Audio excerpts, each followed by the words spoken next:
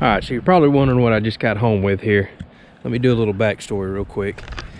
We buy these old fire pits at, Walmart and Academy every few years. And as you can see, they just rust out. There's holes straight through them everywhere. This one is about to fall apart. Actually, there's already metal hitting the ground everywhere. So I'm sick and tired of buying these little cheap $50 fire pits. So I thought I would build one for myself. So I went and got one of these huge, and I mean huge, several hundred-gallon propane tanks. They're made out of real thick metal. So my plan is to cut the bell end off, and it'll be several times larger than what we're using. I've been wanting a bigger fire anyways. So I'll cut this old bell end off. I can make 2 fire pits out of this. Also, the guy that I got these from was telling me a lot of people take the center section once you cut the ends off, cut it right down in half, and you can make 2 more fire pits out of it as well. I've also had an idea for a while to make a trough fire pit so several people could stand around it. So I got this other long tank here, and my plan with this one is a little bit later on, we'll make a few episodes out of this. I'm gonna cut this one straight in half and make a long trough type fire pit. That way several people can stand to one side. So the nice thing about these being real thick metal is once they get heated up, they should radiate heat very well. They should last a long time before they completely rust out like those super thin fire pits do. And this one is going to be several times larger and have a lot more capacity than what we have over there. Now I want to go ahead and caution you, if you do anything like this, obviously cutting into a propane tank is extremely dangerous. This one here has already been opened and purged for a very long time. This one still has the valves in it, although there's no propane in it. But what I do when I cut into a propane tank is I'll actually fill, say this one for example, take the valve out, fill it completely up with water. That'll purge any potential propane out of it. Flip it over, dump it, then it's safe to cut on. So since this one's already purged, this is where we're gonna start. I'm not even gonna start on this one today. Not even gonna cut the other end. I just wanna get this one big bell end cut off. I bought some 3/16 steel flat bar, so I'm gonna weld and make me some feet for it. And it's cold, and it's supposed to be cold the next week plus. So we're gonna burn a fire in this thing tonight. Let's get started.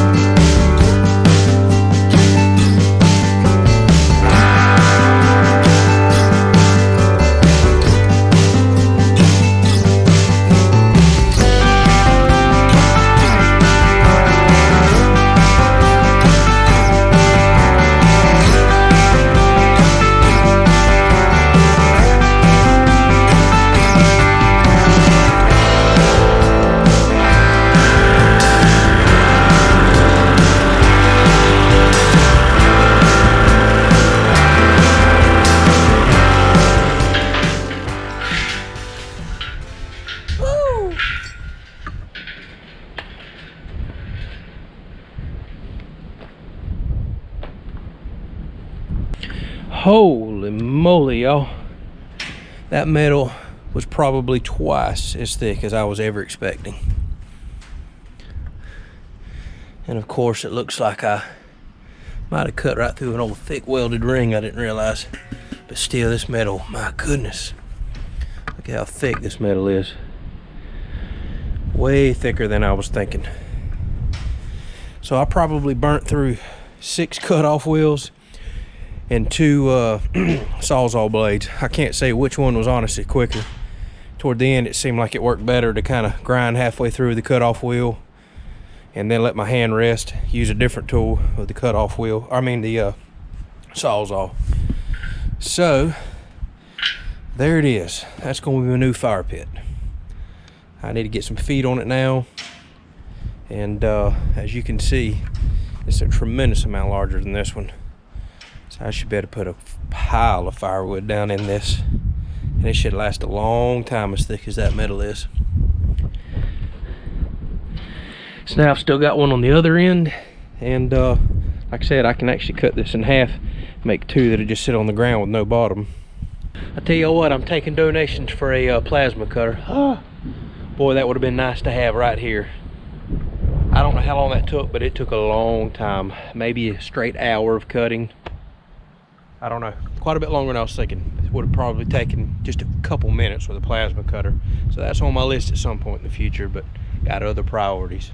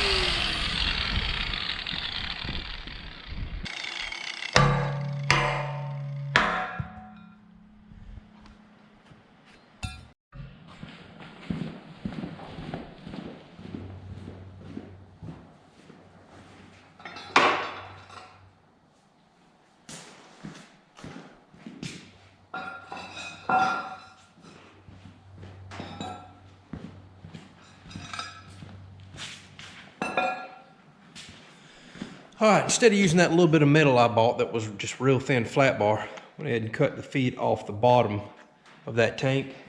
And all I've done is just set it down on a 2x6 here. I'm gonna get it leveled up and then go around and just put these feet on the bottom, kind of tack weld them in. I figure these should hold it and keep it a whole lot more stable than that little flat bar I bought.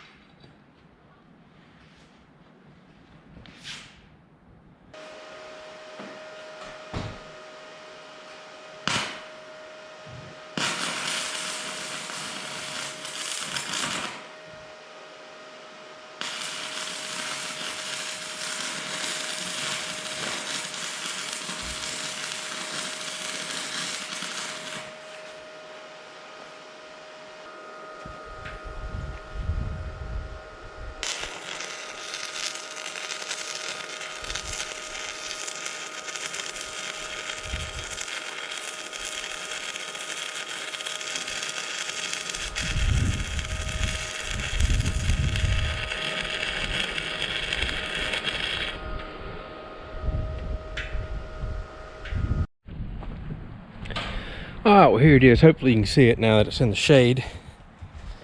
What I'm gonna do is get a really hot fire in it, a lot of coals, try to burn some of this paint, and that potentially could be some of that galvanized coating. So not good stuff to breathe. Want to get it really hot, try to burn as much stuff off of it as I can. You know, don't get downwind of it, and it'll eventually start burning and cleaning itself up. So it's stout. It is heavy duty. Got those nice legs on the bottom. It feels extremely stable, and this thing should last a long time. Just put a couple drain holes in the bottom so it won't hold water, but I can put a huge fire in this now, and because it's so thick of metal, I think it's going to radiate heat very well and feel nice and warm. So if the wind lays down, I'm gonna light a fire in this. If it doesn't, we'll end this video right here.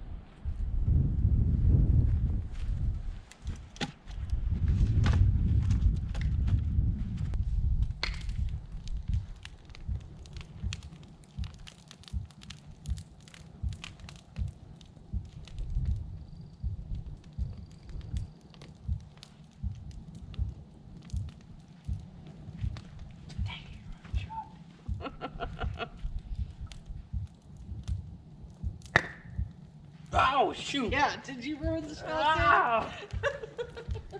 Smoke follows beauty. Dang it.